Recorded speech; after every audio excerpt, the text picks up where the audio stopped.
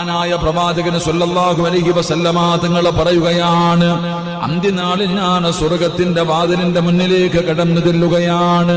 സ്വർഗത്തിന്റെ മുന്നിലേക്ക് ആദ്യമായിട്ട് അല്ലാഹുവിന്റെ പ്രവാചകന് കടന്നു ചെന്നിട്ട് സ്വർഗത്തിന്റെ കവാടത്തിൽ ഇങ്ങനെ മുട്ടുകയാണ്.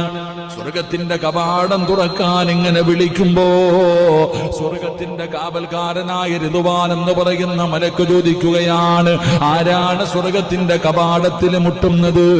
ആരാണെന്ന് ചോദിക്കുമ്പോ റസൂലുള്ളാഹി പറയുകയാ, അന മുഹമ്മദ്, ഞാൻ മുഹമ്മദാണ്. അപ്പോഴാണ് റിദ്വാൻ എന്ന് പറയുന്ന മലക്ക് പറയുന്നത്, റിദ്വാൻ എന്ന് പറയുന്ന മലക്ക് പറയുകയാണ്, താങ്കൾക്ക് മുമ്പ് ആർക്ക് വേണ്ടിയും ഇത് തുറക്കപ്പെട്ടിട്ടില്ല.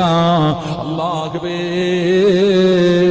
സ്വർഗത്തിന്റെ കവാടം അങ്ങ് തുറന്നു കൊടുക്കുകയാ. എന്റെ പ്രിയമുള്ളവരെ,